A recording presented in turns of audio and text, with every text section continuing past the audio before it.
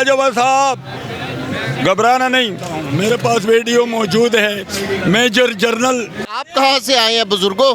अस्सलामु अलैकुम वरहमतुल्लाहि वबरकातुहू। मैं जनाब मन आया हूँ शादबाग भगतपुरा से, वहाँ पर मैं रहता हूँ। मैं कौम को ये पैगाम देना चाहता हूँ कि ए हमारी कौम, अल्लाह ताला तुम लोग को सलामत रखे, आबाद रखे, खुश रखे। लेकिन इस हुकूमत की जो पॉलिसी है ना, इस पॉलिसी पर हम बात करते हैं कि इसने जो पॉलिसी बनाई है, इमरान खान साहब था जब आया तो उसने इस मुल्क से धमाके ख़त्म कर दिया है। जब वो आया धमाके ख़त्म हो गया है। तो हमने 3-3.5 साल हुकूमत की, लेकिन इन्होंने हमारे को काम नहीं करने दिया, ये चोर अनासर ने। और हमारा लीडर जो था ना वो कर रहा था, लेकिन बाजवा साहब घबराना नहीं, बाजवा साहब ने उसको काम नहीं करने दिया। उसने कहा खान रहने दे तू, ये तेरा काम नहीं करप्शन रोकना, क्योंकि वो खुद करप्ट था। और उसकी वजह से हमारे मुल्क को ये नुकसान हुआ कि अभी ईरान के बॉर्डर से हमारे फौजियों पर हमला हुआ, 2 जवान शहीद हुए। अफ़गानिस्तान की तरफ से हमारे मुल्क पर हमला हुआ, ये हमारे फौजियों को यरगमाल बनाया। ऐसा तो मैं देखता नहीं हूँ पूरी दुनिया में कि मेरे फौज को कोई यरगमाल बनाए। लेकिन ये लोगों का पॉलिसी गलत था, जो उन्होंने हमारे फौज को जो है ना यरगमाल बना के उनको पकड़ लिया था। हमारा फौज उनको कुछ कह नहीं रहा था कि ये मुसलमान है, और उन्होंने टिका के हमारे फौजियों को शहीद किया। ये इस वजह से हमारे मुल्क के अंदर ये बहरान पैदा हुआ है। और ये महंगाई जो है ये इन्होंने खुद किया है। ये अवाम को दबा देता है महंगाई के साथ, कभी बिजली के साथ, उनका ध्यान उधर हो जाता है और ये लोग अपना मंसूबा जो है ना कायम करते और चलाते हैं। इस पर हम बात करते हैं कि बाजवा साहब आप तो अभी रिटायर हो चुके हैं, तो अभी आप आर्मी के पीछे क्यों लगा है, क्यों काम करते हो? मैं ये अदालतों को बताना चाहता हूँ कि अदालतें ऐसे चोर अनासर को क्यों नहीं पकड़ते।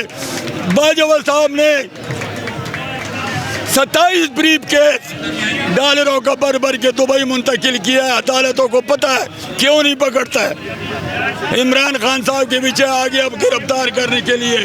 बिल्कुल सही, बिल्कुल सही है कि आप इसका कोई सबूत नहीं है कि बाजवा साहब ने कोई डॉलरों के बैग भरे हैं, और ये आप किस बुनियाद पर कह सकते हैं? मैं आपको बताना चाहता हूँ, मेरे पास वीडियो मौजूद है। मेजर जनरल नदीम साहब का वीडियो मेरे पास मौजूद है।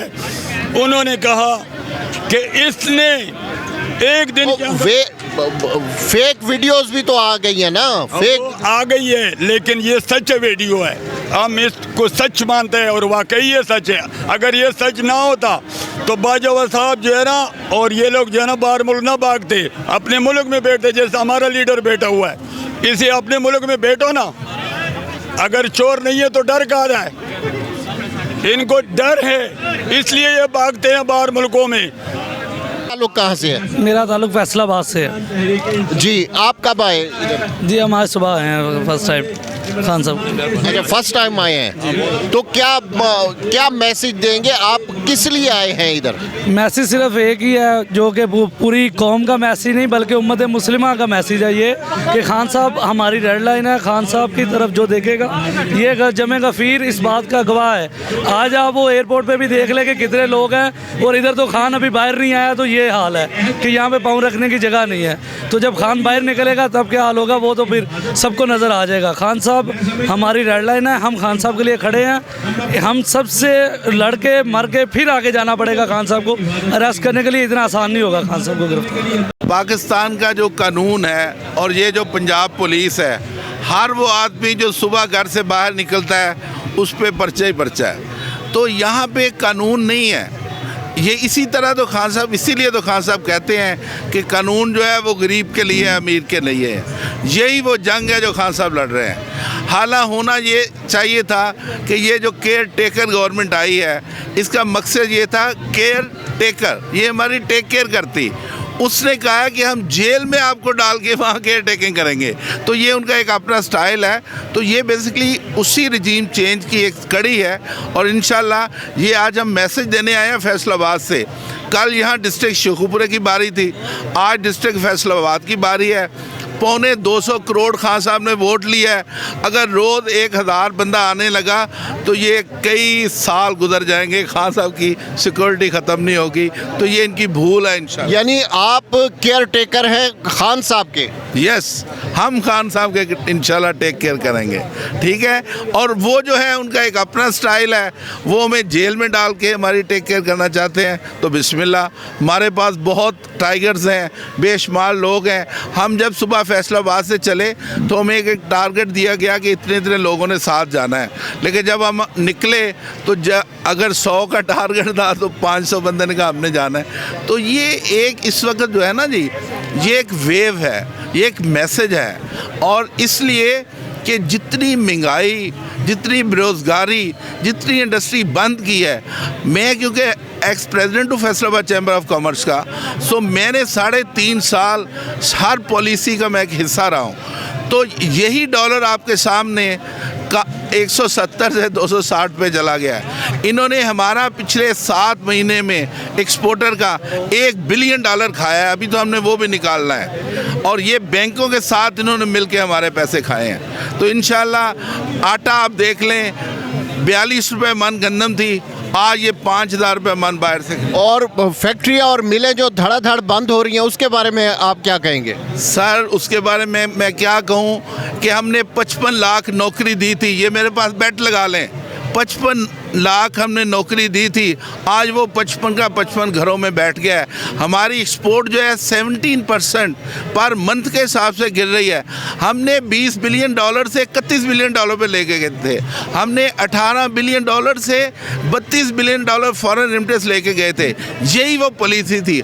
आपको शायद थोड़ी सी अवेयरनेस के लिए मैं बता दूं, वो जो टेक्सटाइल पॉलिसी बनाई थी वो फैसलाबाद ने बनाई थी, फैसलाबाद चैम्बर ने बनाई थी। हमारे एक दोस्त हैं ज़फ़र सरवर, उन्होंने लीड किया था और हम 5-6 जो चैम्बर प्रेसिडेंट थे हमने वो मिलके बनाई। और उसी की वजह से अल्लाह के फजल करम से पाकिस्तान की इकॉनमी, पाकिस्तान की एक्सपोर्ट, पाकिस्तान की इंडस्ट्रियलाइजेशन और पाकिस्तान की इकॉनमी कोरोना में भी ग्रो की।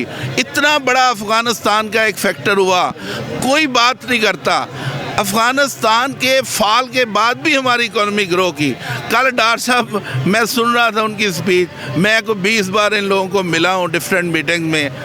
उस बेचारे को एक मुंशी, अब पहले एक मुंशी था, अब 2 मुंशी हो गए। मैं इसी पे बात ख़त्म करता हूँ। नहीं, वो तो नवाज शरीफ के मुंशी है ना।